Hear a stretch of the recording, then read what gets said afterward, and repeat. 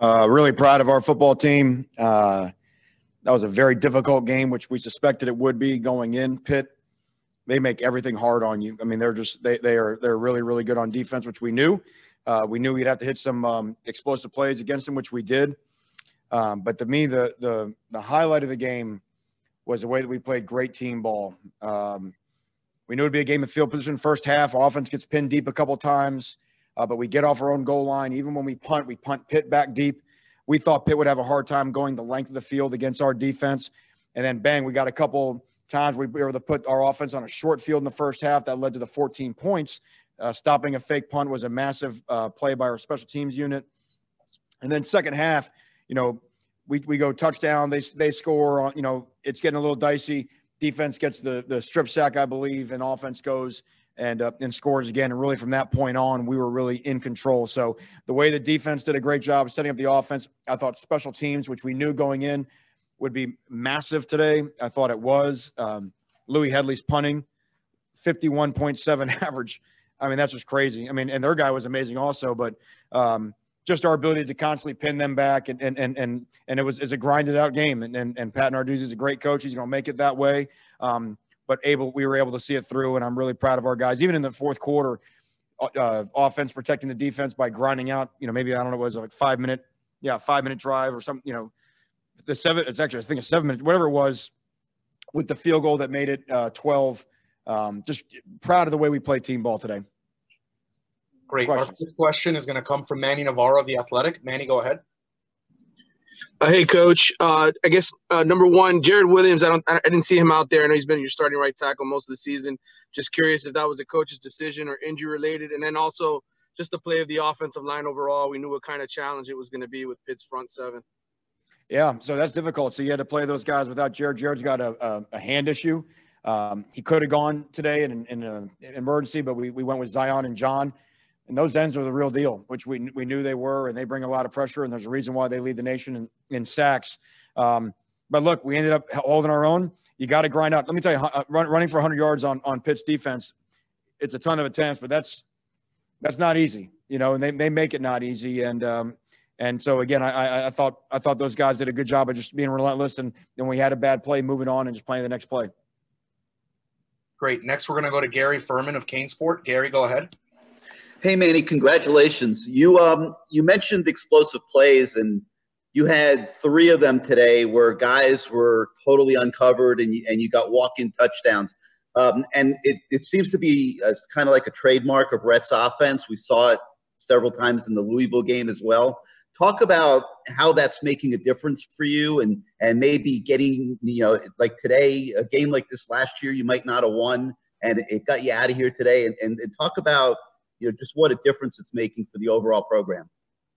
Yeah, I mean, Rhett and his staff do a great job. Obviously, they're very creative. And what they do a nice job is that they just see, potential explosive plays that you don't have to manufacture by just beating a guy. And because Pitt's hard to beat in their coverage down the field, I thought Derek threw some great deep balls today that, there were some bang plays down the field that we want to finish. I thought his accuracy was amazing, but the ability to have some ones that you can kind of scheme up, and it's like, hey, listen, if they play this thing, it puts a lot of stress on the defense, and we see it every day in practice. It makes our defense better, and it's hard to get 31 on Pitt, and you got to have some plays like that. So full credit to those guys. Awesome. Next up, we have David Lake from InsideTheU. David, go ahead. Yeah, Coach, you touched on De'Eric, but just in general, how do you feel like he played? Understanding the context of Pitt's defense being very good, and De'Eric kept battling. And like you said, he had some balls that were, maybe should have been caught. But just the fact that De'Eric kept battling, what was your thoughts on his performance? Yeah, everybody in the locker room knows that De'Eric is not going to back down, and he's a great competitor. Like I said, I liked his accuracy down the field. We're learning, we're getting in the mix of hitting these shots, and Pitt dares you to do it. And they're going to have a guy on you. And look, they couldn't hit their shots on us, there at the end when they try to throw deep on us as well. So it's going to be difficult, but his relentless nature inspires everybody on the offense and in turn inspires everybody on the football team. Pitt's not going to give any easy throws. They contest everything, but the downside of that is there are some of those plays that you saw go for touchdowns today. All right, Coach, we have time for a few more. Next up, we have Tom D'Angelo from the Palm Beach Post. Tom, go ahead. Hey, Manny, just talk. You knew this game was going to be a grind-em-out game. Coming off the disappointment of last week, every indication from everybody we spoke to was you guys handled it right during the week. Talk about that. Yeah, I think we have mentioned that we feel like we've got good leadership on our football team, and we were disappointed and a little bit angry, coming off of last week. But you got to put it behind, and that's a difficult situation. You got the noon kickoff, not a super juicy environment because of the restrictions that we have against a team that's hurt and going to play with a sense of desperation, which I thought Pitt did. And so for those guys to go out there and know that it's just not going to be an easy game, regardless of your mental mindset, says a lot about the leadership of our football team. Next up, we have David Wilson from the Miami Herald. David, go ahead. Hey, Manny. Just wondering your thoughts on Quincy Roche today. It seemed like it was probably his best game of the year. And just overall, the defense in the red zone, a ton of tackles for loss, a ton of sacks. What did you see them do well kind of with their backs up against the wall today? Yeah, I thought the defense played outstanding. We challenged them to be the best defense in the stadium today, and I thought they were. If you look at the rush defense, 26 carries for 22 yards. That's phenomenal. I mean, I thought our defensive front got after him pretty good. Like you mentioned, Quincy, just without watching the film, certainly to the eye test, felt like that was his best game, for us since he's been here. But I thought the linebackers played well in terms of all the run game. They went to a lot more 10 personnel to throw the ball, which they had run like maybe 36 snaps of so far this year. So there were some adjustments on that type of deal. But red zone defense is a mentality, and to me, that's where it gets into the culture you have in your defensive room. And to get down there and to make the stops that we made, I think Blake Baker and our defensive staff deserve a lot of credit for that. That's 3 years now that Pitt's only scored one touchdown against our defense, and the one they scored was on a 1-yard drive. And our guys were pissed about that. So really, really proud of the way that they went down there and never panicked when they hit some plays and made them kick field goals. And ultimately, the red zone scoring, we got down there twice on offense and had 2 touchdowns. I think the last when we didn't score in red zone, I think that's the knee at the end of the game. Ultimately, that was the difference in the game. Next up, we have David Furonis from the Sun Sentinel. David, go ahead. Hey, man, Derek's 2 interceptions. One of them, I think, was on a tip ball. Is that a concern? There were a few of those today. The other, I think, it was an out to the outside that almost got returned for a pick 6. Your thought there were a few tip balls of his this game. Yeah, and guys are going to tip. Pitt's defensive ends are like 6'5", 6'6", 6'7". Those guys are like monsters back there. And the one guy tipped the ball, and the other guy caught it. Those are things that happen. The other interception was really a nice job by Pitt. They bailed the corner. They showed soft. Pitt doesn't play a lot of two coverage. So he showed soft, and Derek thought he had the out route. I'm standing there. I'm watching the call. I said, he's got the out, and Corner did a nice job jumping into it. So they made a good call on that play.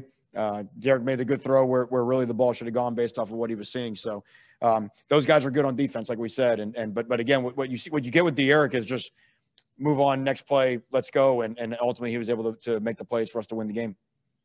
Coach, we have 2 more. Next up, we have Dave Hyde from the Sun Sentinel. Dave, go ahead. Yeah, Manny, I'm curious, how did you handle last week's loss talking to the team? It seemed like there's no problem with effort today, but how did you address it, if at all, to the team? Well, I mean, we addressed it pretty solidly. We had to look at the reasons for our performance, both individually as individuals and then as a collective. This team, by 5 games in, it appears as though we don't have an issue with effort, and it appears we don't have an issue with attitude. We had an issue last week with discipline. We had an issue with guys trying to do more than the game required, which is something that can happen in that environment. So to come back and you look at penalties, and we had 5 and they had 10, that was a big point of emphasis this week, just to not help the other team. And so I saw less guys. And again, it was always out of good intentions. But last week there was a lot of guys out of good intentions trying to do maybe more than the offense defense required. And everybody today's the whole thing this week and today in our pregame talk was about trust your teammates, just devote energy into the team effort and just be a cog on the wheel and watch what happens. And that's why I say I was really proud of the way that we played good team ball today. Everybody just did their job and trusted their teammates. Great. All right. Thank you. Our last question for you comes from Susan Miller-Degnan of the Miami Herald. Susan, go ahead. Hey, Manny. I know I asked you this week about Kenny Pickett, and you said you were assuming he was going to play.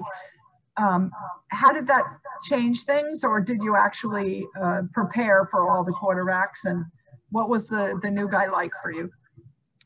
Well, when you play an offense like that, obviously we had an idea that they may have a different quarterback in. You didn't really know until pregame warmups today, but they're going to run what they're going to run. And they've got an offense that they want to throw the ball. They've got all kinds of different pass concepts. So we just practice against what they do. I think probably the difference you saw in the game, Pickett probably with his legs could have kept some plays alive, go run, scramble where the guy today was a little bit more scrambled to throw. But it didn't, at the end of the day, it didn't really make a big difference in terms of the plays that they were running in the plays that we were running to defend them.